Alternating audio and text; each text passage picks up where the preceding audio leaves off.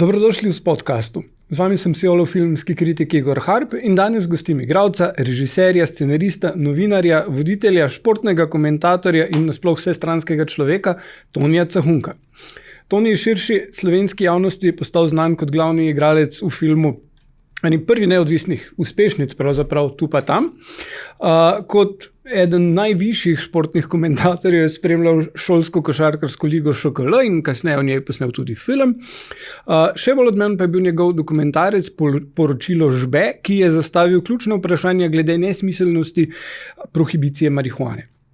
Poleg dela na TV Slovenija, ker smo ga med drugim videli v Studio City in na Tedniku, je zadnjih 5 let ustvarjal dokumentarni film Novi sošolci, izredno pomemben dokumentarec o otrocih priseljencev s Kosova v slovenskih šolah, ki ga je zdaj mogoče videti v kinu. Toni Cehunek, pozdravljam s podcastu. Igor, lepo pozdravljen in najlepša hvala za povabilo.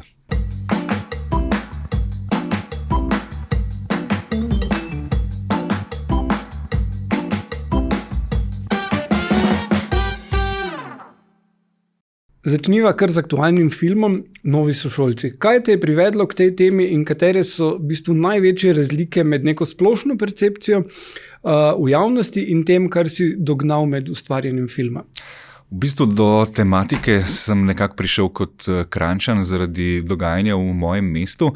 Namreč v Kranju se je v zadnjih letih precej spremenila struktura prebivalstva z prihodom številnih delavskih migrantov, predvsem priseljencev z Kosova, se je spremenila seveda tudi struktura v šolah, kajti kasneje, leto, dve, za njimi so prihajali tudi družine in otroci in to se je v Kranju občutil pravzaprav iz leta v leto vedno bolj.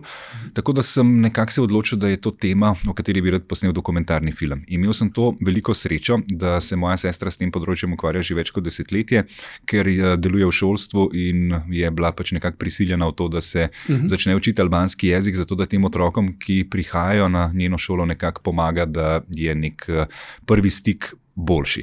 In ko sem se zavedal, da imam bližnjo osebo, sestro, ki mi omogoča vpogled v to zelo zaprto skupnost, sem vedel, da imamo v bistvu film, pri katerem imam in luksus, da lahko res raziskujem globoko, hkrati pa je bila tema, ki se me je kot Kranjčana dotikala in ves čas sem spraševal, a bo to čez 5 let še aktualno. Zavedal sem se, da film pač traja nekaj let in nekako me je sestra prepričala, da bo. Zdaj, ko vidim leta 2025, da so v bistvu številke priseljencev z Kosova v Kranju še precej više, kot so bile leta 2018, ko smo začeli snovati projekt, vidim, da smo se odločili pravilno in da gre res za temo, ki je izjemno pomembna. Namreč veliko ljudi mi še zdaj reče, pa ne, ti ljudje, ki prihajajo iz Albanije, sploh nobenega ni iz Albanije. To se pravi, najprej moramo informirati slovensko javnost. Ti ljudje prihajajo z Kosova, so albansko govoreči, prihajajo bolj kot ne iz podeželja, prihajajo zaradi tega, ker potrebujejo zaslužek boljše delovne pogoje. Kasneje pridejo otroci. Ne znajo slovanskih jezikov, zato ker so bili tudi njihovi starši rojeni po vojni oziroma se niso učili nematernega jezika, kot so rekli na Kosovu, srpskem jeziku. Torej, mi s to populacijo nimamo skupnega jezika in tukaj se dogaja en kup izzivov, na katere sem želel opozoriti v dokumentarcu. Pa ne gre za šole, ko govorimo o otrocih, ali pa za ostale institucije, ko govorimo o njihovih starših. Zdaj osrednji fokus filma je na otrokih in njihovi izkušnji v slovenskem šolstvu. Portretiranci so različni, tako osebnostno, kot tudi po šolskih in drugih dosežkih. Kaj pa bi rekel, da je skupna točka, poleg tega, da pač prihajajo iz Kosova? Jaz mislim, da ta izziv, s katerim so soočeni, ko pridejo v bistvu v šolo in govorijo jezik, ki jim je tuj. Namreč vsi izhajajo iz albansko govorečega okolja, vsi doma še vedno govorijo albanščino, tako da jim je slovenski jezik tisti drugi tuji jezik. Smo pa pri izboru teh 4 protagonistov želeli pokazati obe plati. Dobro integrirane in slabše integrirane posameznike.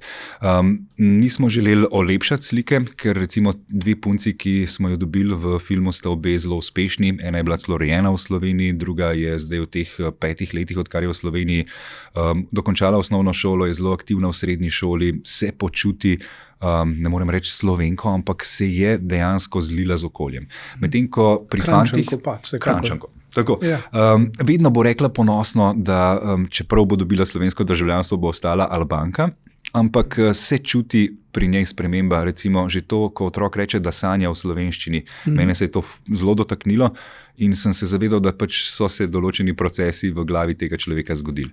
Želeli smo pa pokazati tudi nekoliko drugačen primer, s katerim se tudi pogosto šole soočajo. To pa so otroci, ki se težje vključijo v šolo, ki imajo več problemov z znanjem slovenskega jezika, manjšo motivacijo, tudi manjšo spodbudo doma, kar smo ugotovili, da je izjemno pomemben indic. Vsekakor, ja.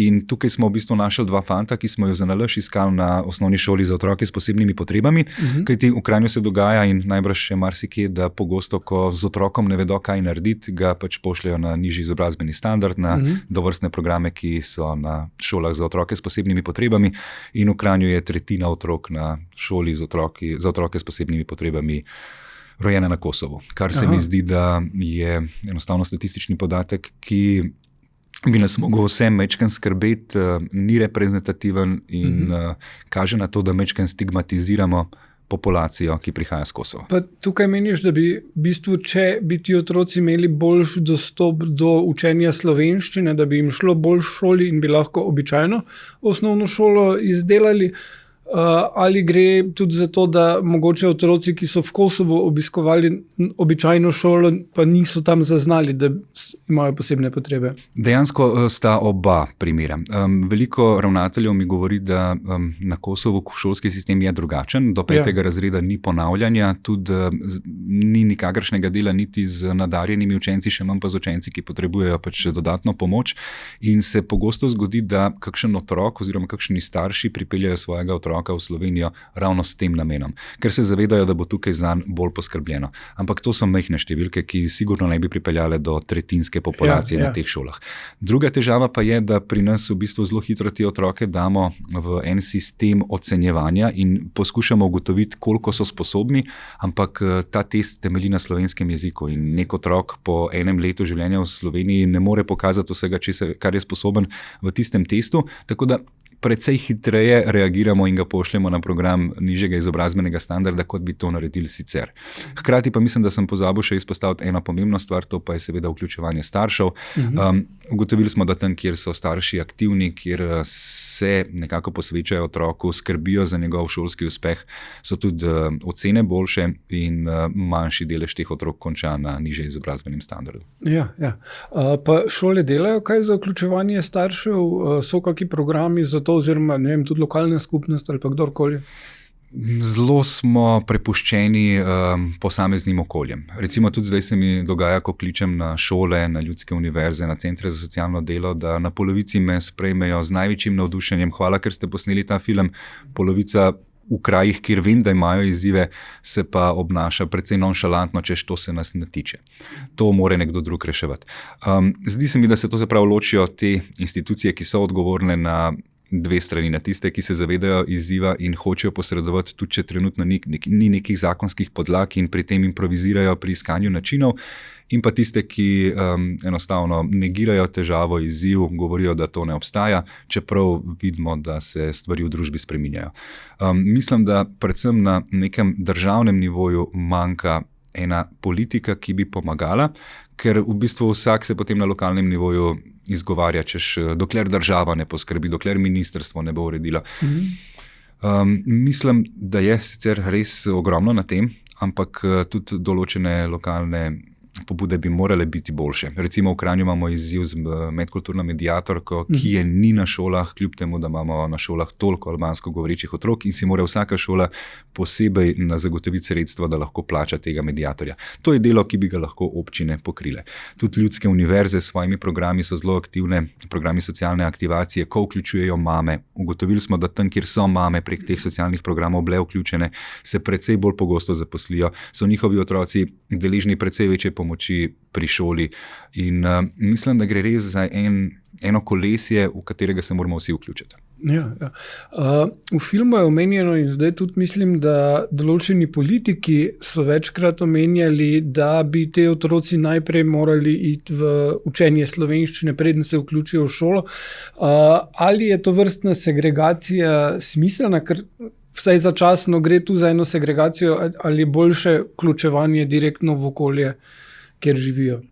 Zdaj mi je šele zanimivo, ker v bistvu pri odzivih na film nekako dojemam, da so politične odločitve ponavadi neuspešne zaradi tega, ker bo določena, recimo levi pol bo precej neaktiven pri iskanju rešitev in bo zagovarjal, češ vse so stvari urejene, kljub temu, da niso. Desni pol ima pa precej slabih diskriminatornih opcij, ki jih ponuja.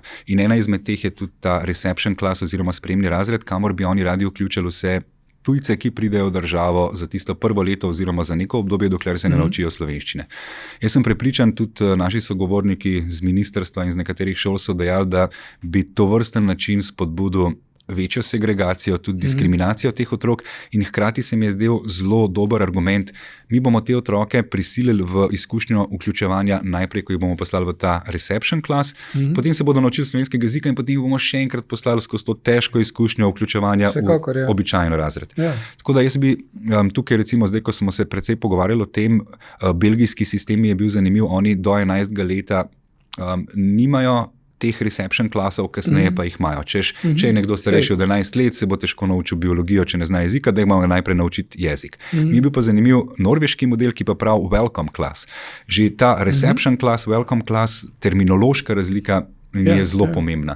In na Norveškem recimo je tako, kot je tudi v Kranju, na marsikateri šoli urejeno, ti otroci imajo v sklopu dnevnega pouka uro ali dve, ko se jih vzame iz pouka, ker je brez veze, da poslušajo biologijo, zgodovino, zemljepis in se učijo slovenski jezik. Ampak hkrati so še vedno del normalnega razreda in se nekako prihaja do interakcije tudi s slovensko govorečimi sošolci, kar mislim, da je ključno za vključevanje. Ja, mislim, plus pri matematiki recimo dosti težje nadoknadiš, jezika pa ne rabiš toliko. Točno to. In so predmeti, recimo kot so likovna vzgoja, glasba, kjer je že ta občutek, da temu otroku damo možnost, da je tudi z našimi slovensko govorečimi otroki v razredu zanj določen privilegij. In tukaj moramo paziti, da teh otrok res ne segregiramo, ker se nam zgodi to, kar se nam v marsikateri šoli, kjer je odstotek prebivalcev oziroma otrok s Kosova prevelik, da enostavno se začnejo grupirati v svoje skupinice in da ni nikakršne interakcije, tudi učenja potem slovenskega jezika ni. Ja,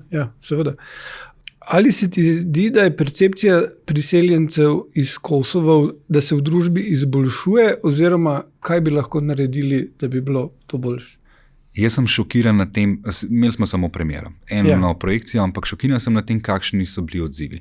Tudi na članke, na medijske objave. Jaz sem prepričan bil, da bo sledil nek pogrom, da bom deležen številnih kritik in določenih izpadov albanofobov. Zgodilo se je ravno nasprotno. Tudi strani slovenske javnosti smo dobili občutek, da obstaja velika želja potem, dajte nas informirati, dajte nam povedati, odkot ti ljudje prihajajo, kakšna je njihova zgodovina, iz kakšnih šol so. In se mi zdi, da v bistvu je film, niti se nisem zavedal do zdaj, res nekak most med informiranjem slovenske javnosti in pa opolnomočenjem priseljencev z Kosova, ki so se v tem, ko vidijo film o njih v slovenskem kinu počutili izjemno ponosne. In mogoče sem malo spregledal ta dva elementa. To, koliko v bistvu enih informacij lahko dam slovenski javnosti, ker dejansko tudi samo Kosovo nisem vedel kaj dosti, in kakšen izjemen ponos bodo čutili ti ljudje, ko bodo v bistvu v kinu videli, da vi govorite o nas. In se mi zdi, da je to najboljši način, da pač pokažemo, da nam je mar, da hočemo integracijo, da se zavedamo kot družba, da je neuspeh njihovega vključevanja naš družbeni neuspeh. In govoriti, oni se ne vključujejo, oni nočejo govoriti slovensk, ne pomeni, da smo se s tem znebili vse odgovornosti. Pomeni, da še vedno je na nas očitno obstaja neka boljša opcija, kako bi tem ljudem lahko ponudili programe, v katere bi se vključili in bi jih lažje integrirali. Že to, kar si omenil o tem, da vidijo sebe na filmu, sem prav po premieri razmišljal, da v nobenem slovenskem filmu se ne spomnim, da bi bil kak lik albanske narodnosti, razen morda, če nekdo, ki prodaja burek vmes, ampak tudi ni zdaj, da izpostavi, kdo je ta človek, ki prodaja burek, samo je nekdo, ki prodaja burek. Ne? Ja, dejansko so to stereotipne te vloge, ki so jih zasedali v naši percepciji, da je mene tudi presenetilo, koliko res tega ponosa dobijo in predvsem to, da so to otroci. Se mi je zdel tudi ta element ključen, ker toliko je enih kritik na račun tega, kaj počnejo starši, zdaj delajo v Sloveniji, kako se obnašajo do raznih socialnih transferjev. Tukaj pa govorimo res o otrocih, ki so nič krivi, nič dolžni prišli v Slovenijo in dajmo se mi kot družba nekako pogovoriti, kako jih bomo vključili.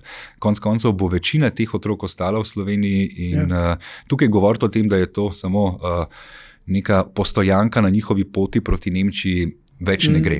Številke govorijo, da ti ljudje v večini ostanejo v Sloveniji. Mene je zelo presenetilo, kakšen odnos imajo do Slovenije, da dejansko je njim to obljubljena dežela. Vse se sliši ta Germany pa Nemčija, ampak ne, njim je Slovenija obljubljena dežela, ker jo povežejo s svojo zgodovino. Nemške zgodovine ne morejo povezati svojo zgodovino. Vedno so mi rekli, vi ste bili država, ki ste imeli prvi vojno, mi smo bili pa tisti, ki smo jo zaključili. In vidijo neko neverjetno povezanost še iz tistega obdobja 80-ih let s Slovenijo, tudi občutek, ki sem ga imel sam ob snemanju na Kosovu, ko sem rekel, da prihajam iz Slovenije, nikjer na svetu nisem bil tako dobro sprejet. In mislim, da se mora slovenska javnost tega zavedati. Na Kosovu smo bogovi in bi bilo fajn, da tega ne uničujemo z našo stereotipno podobo iz preteklosti. Ja, vsekakor.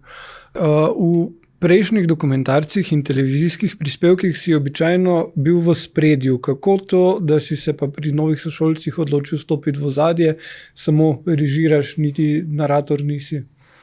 Jaz imam to zadrego, da izhajam iz novinarstva in ko sem prišel v ta filmski svet, se me ta novinarstvo enostavno, nisem se ga znal znebiti.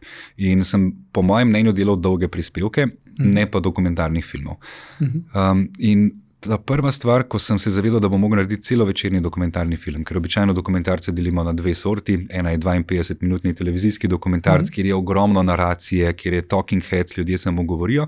Drugo je pa ta celovečerni dokumentarc, kjer si tega formata ne moreš privoščiti. Ker dejansko uro pa pol gledati samo neke ljudi, ki govorijo, pa poslušati nek off, je neprebavljivo. Zavedal sem se... Pri teh v naravi nekako deluje. To je res, ampak jaz mislim, da ko imaš neke lepe posnetke narave, tam še gre skozi, medtem ko v nekem primeru takih družbeno aktualnih tem se mi pa zdi, da bi ljudje tudi zgubili interes in bi precej manj informacij posrkali kot v tem primeru, ko jih vodiš zgodbo. Ves čas pravim, da celovečerni dokumentarni film ne sme biti pretirano različen od igranega filma. Dejansko se mora gledalec, če želiš uro in pol gledati neko zgodbo, poistovetiti s tem likom, morate zanimati, kaj se bo z njim kasneje zgodilo. In enostavno se mi je zdelo, da ni prostora za moj off.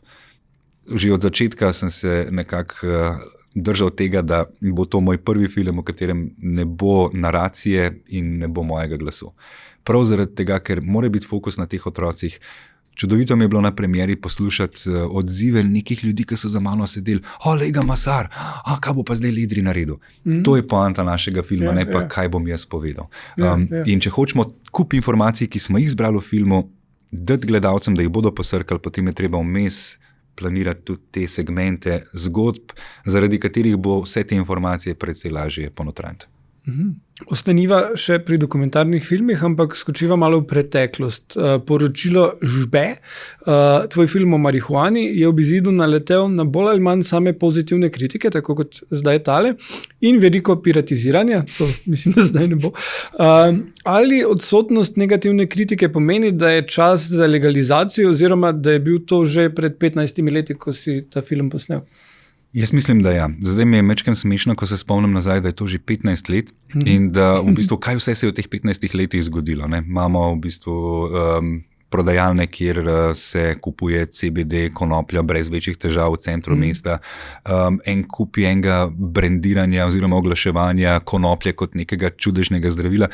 Zanimivo mi je, da se je v 15 letih toliko spremenilo in hkrati nič. Po drugi strani se pa zavedam, da sem mogoče nočem se hvaliti, ampak bil dejansko v nekem trenutku pred časom, da sem rekel, to je tema, o kateri moramo govoriti. Nisem imel pravilnega odgovora, kako se lotiti postopka legalizacije, ampak se mi je zdelo, da pač je to tema, ki ni dobro družbeno obravnavana. Zanimivo se mi je zgodilo potem, 2-3 leta kasneje s športnimi stavami in zanimivo se mi zdaj dogaja spet z integracijo otrok z Kosova. Občutek imam, da včasih zarežemo neko temo, za katero niti sam nimam odgovora, družbenega konsenza pa tudi ni. Ampak moj namen je, dajmo o tej temi začeti govoriti. Ni več možnosti, da bi jo pometali pod preprogo in tako je bilo leta 2011 o konoplji. ali pa 2-3 leta kasneje o stavah, zdaj dejansko gledam dokumentarce o konoplji, o športnih stavah, ki imam občutek, pa se to smo že 10 let nazaj naredili, ampak super, da je tema še vedno aktualna in da so tiste stvari takrat nekako zanetle to snežno kepo, ki se še vedno vali. Pa si takrat pričakoval kakšne negativne odzive na tale poročilo Žbe? Ali si dejansko jih dobil, pa pač drugi nismo zaznali? Poročilo Žbe je bil moj film za mojega mentorja na faksu. Ja. Jaz tega filma nisem nikoli nameraval pokazati. Ja. To je bil film, ki sem ga v bistvu naredil v sklopu svoje magistrske naloge, ker sem bil takrat bolj zavezan k TV žanrom oziroma k snemanju, manj k pisanju in mi je mentor rekel, zakaj bi ti za 200 strani pisal, pa zraven nič posnel, nareči en filmček. Ne? In potem sem na ta film, na premiero v kinoteko povabil vse te mentorje in profesorje. K sreči je pa prišel tudi nekdo iz RTV-ja, ne vem kako je izvedel, in me naknadno kontaktiral, da bi pa oni radi ta film zavrteli na nacionalki. In tako se je v bistvu čisto naključno začela ta pot v bistvu od enega filma, ki sem ga nameraval pokazati enemu človeku, do tega, ja, da so me klicali, dobro, da si dal ta film na Partis. Jaz nisem dal tega filma nikamor. Pa pogleda, danes imaš največ downloadov med vsemi. Bil sem presrečen zaradi tega, ker tako kot tudi filma Novi sošolci, tudi filma Poročilo Žbe, nisem delal z namenom denarja. Meni je v bistvu ustvarjanje dokumentarnih filmov en hobi, ki ga počnem poleg vsega ostalega, kar počnem za denar. In mi je bil najmanjši problem, da je prišel na Partis oziroma da se je splošno razširil. Mislim, da pri vseh teh filmih je predvsem pomembno, da pridejo do ljudi. To mi je glavno vodilo. V zadnjih letih so v mnogih državah marihuano legalizirali ali pa dekriminalizirali. Me zanima, koliko še spremljaš to temo. So ti poskusi na Češkem pa drugod uspešni in ali meniš, da bi to uvedli tudi pri nas lahko? Mečken sem izven te teme, priznam, ker vseeno se kot nek raziskovalec zdaj že 10 let s tem nisem ukvarjal, sem po dokumentarcu potem zaključil tudi magistrsko nalogo, tako da sem spisal svoj predlog politik na področju konoplje, ker se mi zdi, da je to področje še vedno neurejeno oziroma da je nekakšno področje sive cone, ki pa v bistvu vsem odgovarja in državi in uporabnikom. Ker konec koncev uporaba konoplje pri nas je precej dekriminalizirana oziroma splošno prisotna, ni tako kot na Češkem, to sem v zadnjih letih precej odkrival, pa videl, da Češka vseeno tukaj izstopa, ampak tudi na Češkem to ni urejeno. Na Češkem je zakonodaja ista kot pri nas. Jaz mislim, da ko govorimo o konoplji, je mogoče en vzor na svetu in to je Urugvaj, vse ostalo pa so neki mečkeni poskusi, kako bi se dal to področje urediti, ampak trenutno je, tako kot pravim, vse je na voljo, vse je dostopno, ampak hkrati prepovedano. In mislim, da ta položaj nobenega pretirano ne moti. Poročilo Žbe je bilo nadgradnja magistrske naloge, kot si povedal, na FDV-ju in obenem tudi nadaljevanje tega imidža iz tu pa tam. A je bilo to namerno ali si pač slučajno vletel v to, ker pač... Jaz mislim, da sem slučajno vletel v to, ker v bistvu je najbrž tudi ta tu pa tam bil precej bolj povezan z našimi življenji, kot sem si mislil. In nekako se je to nadaljevalo. V bistvu takrat v tistih letih me je predvsem kot nekoga, ki je razmišljal o tem, kako destigmatizirati to tematiko. Predvsem zaradi pogovora z številnimi znanci, konec koncev s svojimi starši. Jaz moram reči, da se mi je po tem filmu precej spremenil odnos starši do vprašanja konoplje in najbolj me je razveselil, ker je veliko ljudi prišlo do mene in rekel, hvala ti za ta film, moja mami zdaj bolj razume. Oče me več ne kliče vsak dan zjutraj, jaz sem še živ. To so te stvari, zaradi katerih mislim, da je bil ta film zelo pomemben, da smo se lahko mogoče starši pogovorili o nečem, kar se je njim zdelo precej drugače kot nam. Pa če so pri tu pa tam, kakšna je bila izkušnja ustvarjanja? Kako gledaš na to 20 let kasneje, 21? Nostalgično. Ne bi si mislil takrat, da se bom 20 let kasneje še sploh pogovarjal o tem, ker dejansko smo imeli namen ta film enkrat predstaviti. Podobna zgodba kot z dokumentarcem. Nam je bila ob snemanju filma tu pa tam predvsem želja, da bomo imeli premiero v kinocenter. Takrat je bil še to kino v Kranju in smo si želeli eno projekcijo narediti. Nismo se zavedali, da bo tak uspeh. Mislim pa, da vse skupaj zelo primerjam z glasbo, z Ramonsi, z obdobjem, ki se je zgodil tam sredi 70-ih let. Podobno kot je bila takrat glasba preko Pink Floydov in vseh teh zakompliciranih bendov izumetničena. Podobno je bil slovenski film leta 2002-2004 izumetničen, kar pomeni, ni imel več stika s slovenskim gledalstvom, hkrati pa ni dopuščal participativnosti. Medtem ko je tu pa tam ravno to naredil. Prišel je v trenutku, ko je bila digitalna tehnologija kar naenkrat na voljo in smo vsi lahko ratali režiserji, igralci, snemalci zvoka, karkoli smo hoteli. In na ta način smo se vpletali v slovensko filmsko srenjo tudi brez denarja. Jaz mislim, da je bilo to predvsem ključno, da smo eno energijo 20-letnikov povezali z digitalno revolucijo in pa z manjkom pristnosti v slovenskem filmu, ki je bil v tistem trenutku zelo prisoten. Zato je tudi tu pa tam imel tak efekt in ga ima še danes, ko me kakšen 10-letnik pokliče storž, mi ni jasno, kako, če pa sploh rojen nisi bil, ko bi ta film posneli. Tako da dejansko še zdaj, ko grem na osnovno šolo, sem storž in mislim, da me bo očitno to držalo do konca svojih dni. Istega leta kot projekt Žbe si posnel še en kontroverzni film Potop v piramido, ki prikazuje potapljaško jamarsko ekskurzijo Marka Kraševca in Boštjana Švabiča v ponikalnico pod tako imenovano Visoško piramido. Izseki iz filma so bili uporabljeni tudi v Ancient Aliens na History Channelu in medtem ko se znanstvena skupnost strinja, da je ta piramida povsem geološki naravni pojav, pa seveda, kak vtis si dobil od sogovornikov, ki trdijo o nekih pradavnih civilizacijah in zarotah, ki probajo to skriti? Nimam še vedno pravega mnenja o tem. Mislim, da kot dokumentarist si vedno dopuščam to, da nimam končnega mnenja. Moje delo je, da pokažem vse strani, da dam vse argumente v film in se potem odločamo, kaj komu odgovarja oziroma kaj tisto, kar ga prepriča. Pri piramidah sem bil podobno prepričan, da gremo snemati film za en dan in se hitro vrnemo domov. Namreč Bojan Švabič je oče od mojega sodelavca pri poročilu Žbe in ko se je pojavila takrat ideja, da bi on kot potapljač šel v to piramido, smo seveda mi vsi mladi filmarji zagrabili, pojmo zraven pa bomo posneli. Prepričani, da bomo prvi dan videli, da tam nič ni in se vrnili domov. Ko je gospod Kraševc prišel iz jame, ki je bil prepričan, da je to samo nek naravni pojav, da to ni nič posebnega, ves bled z stavkom, tega še nisem doživel, smo rekli, tole je pa problem. Ne? In takrat so se začele stvari komplicirati, ker tudi vsi mi, ki smo bili popolnoma prepričani, da gre za en hrib sred Bosne, nismo imeli več odgovora, zakaj je znotraj tega hriba pravilno izoblikovan tunel 3 km noter, ki je vedno bolj pravilne oblike, bolj, ko greš v notranjost hriba.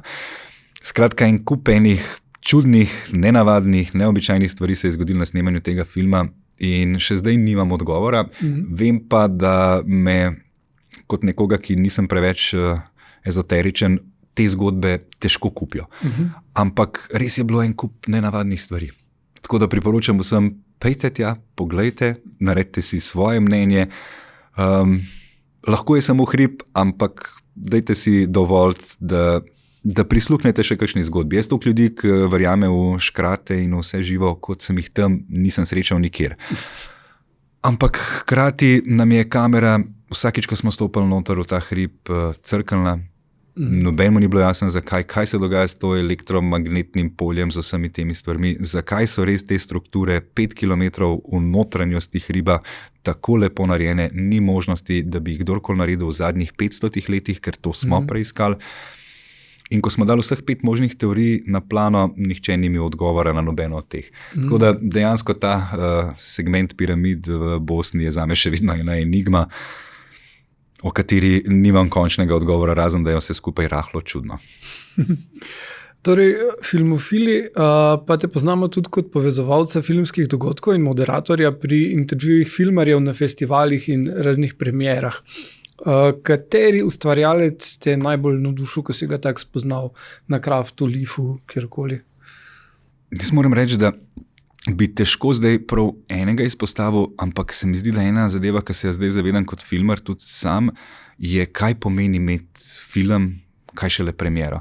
V bistvu je res občutek, da imaš ti nekega svojega otroka, ki si ga pripeljal prvič pokazati javnosti. In zame kot moderatorja teh dogodkov je bilo vedno ključno, da se umaknem iz pozornosti, da jaz nisem tisti, na katerega je luč fokusa usmerjena vedno pravim, da se počutim na teh dogodkih, kot da sem v dnevni sobi, kjer gostim te ljudi ob njihovem rojstnem dnevu. In to se mi zdi, da mora biti nekako delo moderatorja ob tovrstnih dogodkih. Dej človeku priznanje. Vsak film, ki je nastajal, v vanga je vloženo kup dela, truda, vneme. In kdo sem jaz takrat v tistem trenutku, da bi kot filmski kritik nastopil? Zato mi je všeč ta ločena vloga, ki jo imava, da v bistvu jaz lahko moderiram, medtem ko od tebe se pričakuje, da boš imel še to kritiko. In mi je super, da se jaz lahko v teh trenutkih umaknem in dam res eno veliko spoštovanje slovenskim filmarjem. Težko bi pa res izpostavil zgolj enega, ker v bistvu so res vsi fenomenalni. Imam neverjetno afiniteto do slovenskega filma, predvsem zato, ker se zavedamo, v kakšnih težkih pogojih nastaja in koliko vrhunskih izdelkov smo kljub temu sproducirali. Od koga si se pa največ naučil, tako zagotovo jih potem še malo pocukaš za rokav, če je kaj takega? Dejansko jaz mislim, da kar se teh velikih filmskih ustvarjalcev tiče, imam tak respekt do njih, da jih niti ne upam vprašati. Se spomnim recimo za enega od filmov, mislim, da za Svet stav, so mi predlagali, naj se obrnem na Matjaža Ivanišina, ki je bil seveda tudi moj sošolc na akademiji, tako da ga dobro poznam, ampak sem bil tako zadregal njega, ki toliko dobro pozna vse te segmente, ne jaz sprašujem za svoj film. Tako da zdaj recimo, ko sem nove sošolce naredil, sem se pa obrnil na številne režiserje, producente, na ljudi, ki jih poznam iz filmskega sveta, če mi lahko kako pomagajo. In moram reči, da mi je bilo predvsem lepo videti od nekaterih avtorjev, ki jih izjemno spoštujem, da so hitro pogledali film, mi dali nek feedback in to res ogromno pomeni. Veliko tvojega dela pa je tudi povezanega s športom. Vodil si mladinsko oddajo o ŠKL, kasneje posnel dokumentarec o njej na šport klubu, komentiral košarko in nogomet, vodil tudi kviz. Kateri šport pa najraje gledaš, katerega komentiraš, pa katerega igraš? Ful dobro vprašanje. Najraje komentiram košarko, zato ker običajno traja 2 uri in ni večjih presenečenj, pa zelo dinamično je. Pri nogometu me po 90 minutah ob izidu nič definitivno spreleti misel, zakaj sem porabil te 2 uri življenja. Pri košarki se to nikoli ne zgodi, vedno en zmaga, to mi je tudi všeč. Najraje pa sam igram tenis. Tenis je en tak moj šport, ki ga obožujem od otroštva dalje. Sem ga tudi zelo rad komentiral, ampak potem, ko vidiš, da pogosto pada dež, pogosto človek ne izkoristi zaključne žogice, ko se ti nekam res mudi in se ti prenos na mesto 2 uri zavleče 7 ur, sem gotovo, da bom tenis raje igral, košarko pa komentiral. Aha, zabavno. Torej, projekt Novi sošolci je zaključen ali že načrtuješ kaj novega? Bog ne daj. Res ne, zdaj sem v taki fazi, ki mislim, da bom rabil kar nekaj časa počitka. Dejansko mi je ta film vzel precej več časa, kot sem si predstavljal.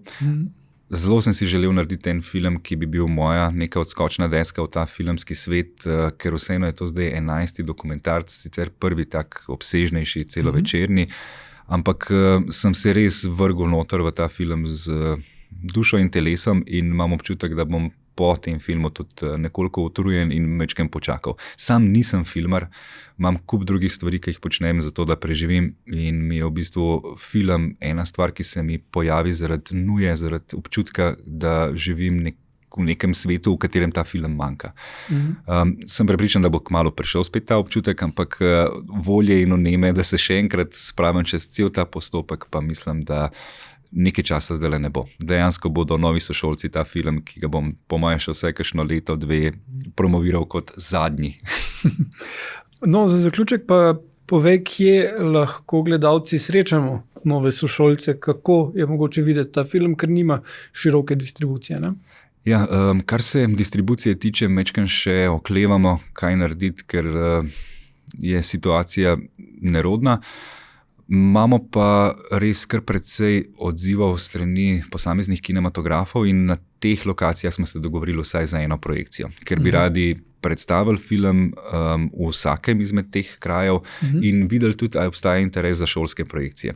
Verjamemo, da bi bil film interesanten in za učitelje, in za seveda ravnatelje, strokovne delavce, in pa najbrž tudi za zadnjo triado v osnovnih šolah. Tako da nam je zdaj predvsem namen v aprilu in maju predstaviti film v čim več krajih in se pozanimati, ali bi bilo za jesen možno organizirati tudi te projekcije, ki bi jim sledile potem tudi delavnice o integraciji in migracijah. Mislim, da je ta naš film tak, ki zahteva po zaključku še kakšno dodatno besedo. Sploh, če bodo tam ljudje, ki se vsakodnevno ukvarjajo s tem področjem. Torej, to načrtujemo za jesen, za april imamo pa zdaj med 7. in 13. aprilom dejansko 7 lokalnih premier, vsak dan eno, tako da imam občutek, kot da sem glasbena skupina na turneji, ampak najlepše. Tako da začnemo v ponedeljek v Kranju z že razprodano projekcijo, kar mi je v veliko čas, da lahko pravzaprav toliko prej govorimo o razprodani projekciji v domačem kraju. To mi res ogromno pomeni. Potem pa nadaljujemo v torek 8. aprila v Izoli, 9. aprila v sredo v Celju, 10. april Trbovlje, 11. april Velenje, 12. april Maribor, 13. april Slovenska Bistrica. Potem so pa še napovedane projekcije 20. aprila na Vrhniki in pa za maj se že dogovarjamo. Imamo prvi lokacija je Cerknica, bomo pa najbrž v tistem obdobju 12. maj in okoli dodali še kakšno projekcijo.